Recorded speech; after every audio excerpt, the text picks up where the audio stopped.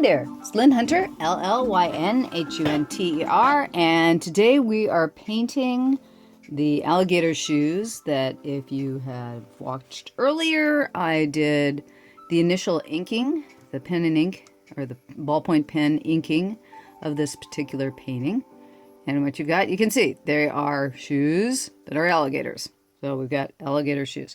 What I'm doing here, I'm going to do basically a little bit of painting on this now.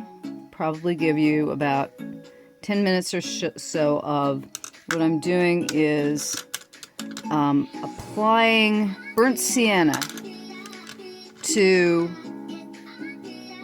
the painting as an under painting. I like to do this a lot. What it is, it ends up being like an antiquing. If you've ever done antiquing, you take paint and you'll cover a 3D object in the paint and then wipe it off.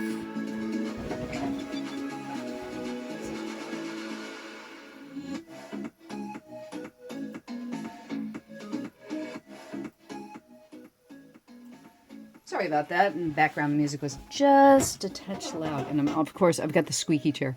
I have two chairs in my office. I have the nice modern office chair, and then I have a chair from probably the 60s, 50s or 60s. It's a nice steel chair. The only problem with it, it does have squeaks in it, and it's like, oh yeah, I forgot to change out my chairs. And I'll change out to the correct chair once I get done with this portion. But as you can see, I'm putting the Burnt Siena in the cracks. And what I'm doing is, this is Burnt Siena is a very heavy pigmented color. And I'm going to be doing a good portion of this particular piece in liquid acrylic. I'm starting with, this is straight Winsor Newton professional grade watercolors Burnt Siena. So it's my wonderful red brown Burnt Siena. And like I said, I'm kind of doing a bit of antiquing. So this is the underpainting before I put the liquid acrylic on the top, and I'm going to be putting a lot of greens. And I just find that the green in liquid acrylic, I use Schminke or Schminke liquid acrylic that is primarily designed for use with airbrushes, and it's perfectly legit to use it as just straight watercolor. And what I do is it's concentrated. The liquid acrylic is quite concentrated, and I water it down quite a bit, and we'll get to that in the next stage here. But like I said, what I'm doing is that you can see I'll do a little bit of shoes, go in and show you put in some of the shadow here, a little bit in the plants, and it'll take me probably about 45 minutes to an hour to put this underpainting color on.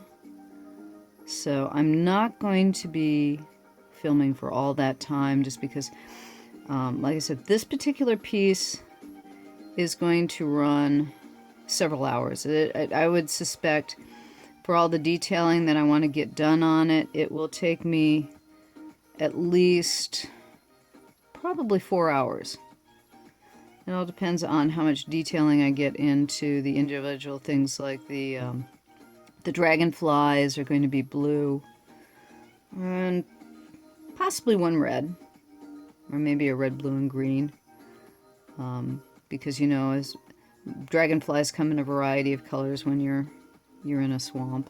I love dragonflies. I think I'm going to give the interior of these soles like a vermilion color.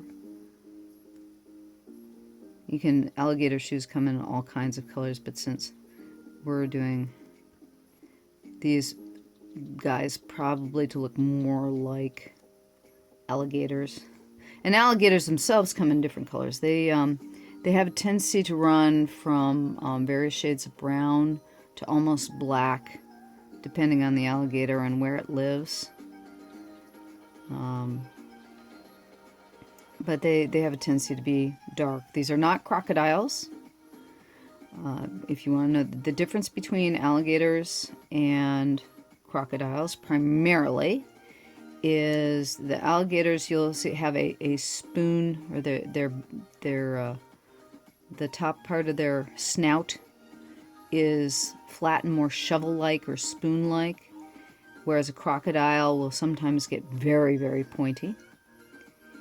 And they also, all the teeth on the tops go down. They don't, the bottom teeth go into the upper mouth, and then the upper teeth will either go directly into the bottom, or they'll stick out. These two, particularly these two teeth here and the front teeth, sometimes on younger alligators you won't see it as much, but as the alligators get older, they'll have teeth that will stick out, whereas the crocodiles will sometimes have teeth from the lower jaw will protrude above this lip. They will get gigantic, like Nile crocodiles will get really, really big. Whereas alligators, though they will get really big, they won't get as big as crocodilians. Some of the crocodiles get really super big. But these specific guys here are alligators. Now, the detailing that I did on the snouts, that is not normal alligator snout. That's more the shoes. If you go online and you look up alligator shoes, and that's what I did. I used reference online, and I have reference on my iPad that if I need to look over and see how the highlights are working or what have you, I will look at reference. This is not straight out of my head. I always use a lot of reference. I have tons and tons of books. I have what's used to be known as a morgue.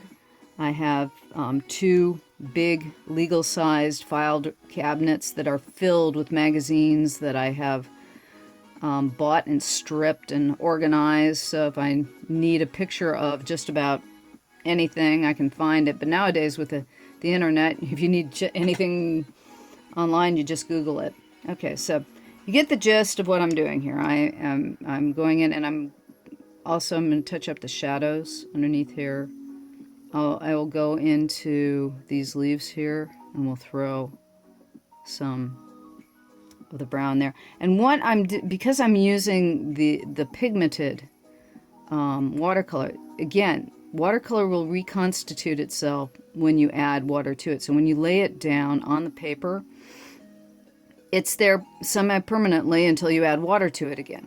So the liquid acrylic, the main base of the paint is water.